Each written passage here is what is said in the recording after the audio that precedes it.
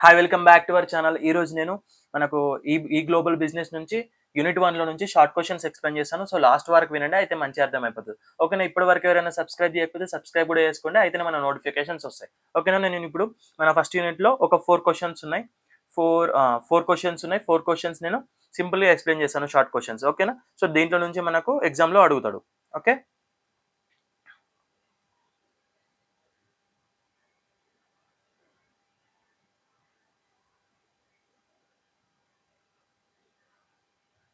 So first question వచ్చేసి distinguish between the digital entrepreneurship and traditional entrepreneurship. Digital entrepreneurship uses online platforms while traditional enterprises uses physical locations. అంటే ఏంటి digital ఎంటర్‌ప్రెన్యూర్‌షిప్స్ అంటే ఆన్‌లైన్‌లో business చేయడం. ఆన్‌లైన్‌లో platforms ఉంటాయి అంతే. సో ట్రెడిషనల్ ఎంటర్‌ప్రెన్యూర్‌షిప్స్ అంటే మనకు ఫిజికల్ లొకేషన్ కావాలి. ఇప్పుడు ఒక షాప్ అనేది ఆఫ్‌లైన్‌లో రన్ అవ్వాలంటే ఒక లొకేషన్ కావాలి.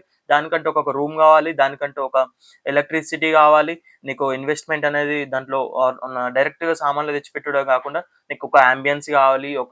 నీకు లైక్ ఏమంటారు ర్యాక్స్, గ్లాసెస్, సెటప్స్ ఇవన్నీ డిఫరెంట్ డిఫరెంట్ నీకు ఇవన్నీ కావాలి. అదే ఆన్‌లైన్‌లో అయితే నీకు ఎటువంటి ఫిజికల్ లొకేషన్ అవసరం లేదు. ఒక ప్లాట్‌ఫార్మ్‌లో నువ్వు ఒక సెల్లర్ లాగా ఉండొచ్చనమాట. అమెజాన్‌లో ఒక సెల్లర్ లాగా నీ ఐటెమ్స్ అనేటివి పెట్టుకోవచ్చు. అట్లా ఎగ్జాంపుల్.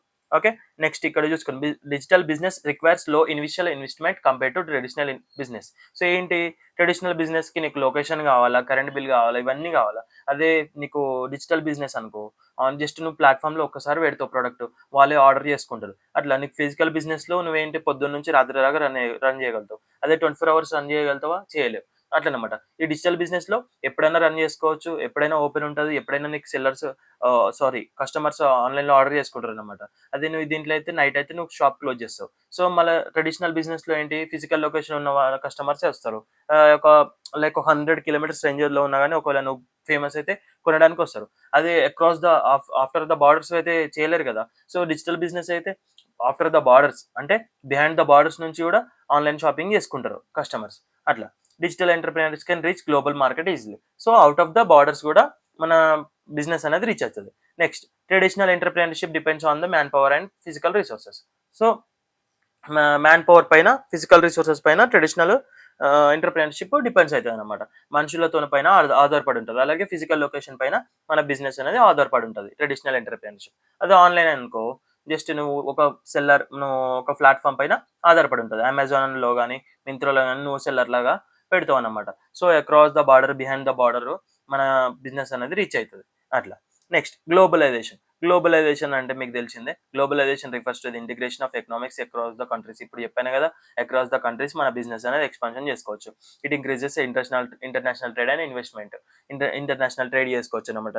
మన ఇండియాలోనే కాకుండా ఫారిన్ కంట్రీస్‌లో కూడా మనం ట్రేడ్ చేసుకోవచ్చు. అలాగే అక్కడ కూడా ఇన్వెస్ట్ చేసుకోవచ్చు మన షాప్‌ని. అట్లా. It allows business to operate in global markets. So global మార్కెట్స్‌లో మనము ఆపరేట్ చేసుకోవచ్చు మన బిజినెస్‌ని.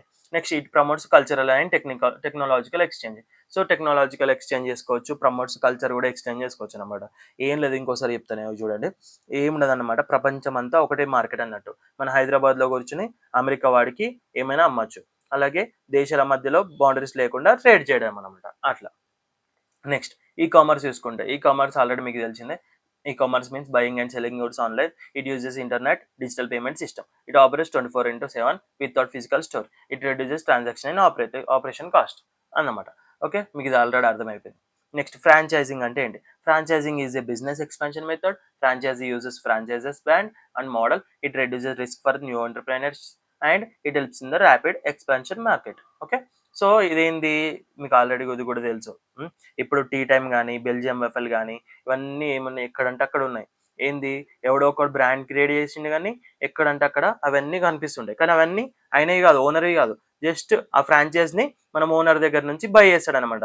కొంత డబ్బులిచ్చి ఆ ఫ్రాంచైజ్ ఆ యొక్క బ్రాండ్ నేమ్ వాడుకుంటామనమాట. అట్లా. రిస్క్ తక్కువ. ఎందుకంటే జనాలకి ఆ పేరు ముందే తెలుసు కాబట్టి మన లైక్ ఇప్పుడు ఇప్పుడు హైదరాబాద్‌లో నువ్వు బెల్జియం వెఫల్ తిన్నావు. హ్మ్. లైక్ ఇప్పుడు ఓనర్ హైదరాబాద్‌లో ఉన్నాడనుకో. ఆయన ఏం చేస్తాడు బెంగుళూరులో పెట్టాలంటే మ్యాన్ పవర్ కావాలి. ఇంకా సో అండ్ సో అంతా కావాలి. కానీ ఆయన ఏం చేస్తాడంటే ఈయన ఫేమస్ అయిండు కాబట్టి ఇప్పుడు బెల్జియం వెఫల్ అయినా ఫేమస్ అయిండు ఓనర్ పెట్టినాయన. సో ఆయన టేస్ట్ అంతా అందరికి నచ్చింది. సో ఇప్పుడు నువ్వు బెంగుళూరు పోతావు. బెంగుళూరు పోతే అక్కడ కూడా బెల్జియం వెఫల్ ఉంటది. అంటే ఈయనదా అంటే ఈయనది కాదు. ఈయన ఫ్రాంచైజ్ ఆయన వేరే వాళ్ళు కొనుక్కుంటారు బెంగుళూరులో ఉన్న వాళ్ళు. కొనుక్కొని ఆయన పేరు, ఆయన యొక్క మోడల్, ఆయన యొక్క ప్రిఫరెన్సెస్ అన్నీ సేమ్ కాపీ తీసుకుంటాడు అనమాట. అక్కడ సేమ్ ఇక్కడ దొరికిన ప్రొడక్ట్సే అక్కడ దొరుకుతాయి, ఇక్కడ దొరికిన ఐటమ్సే అక్కడ దొరుకుతాయి అనమాట. టేస్ట్ సేమ్ ఉంటుంది, అన్ని సేమ్ ఉంటాయి అట్లనమాట.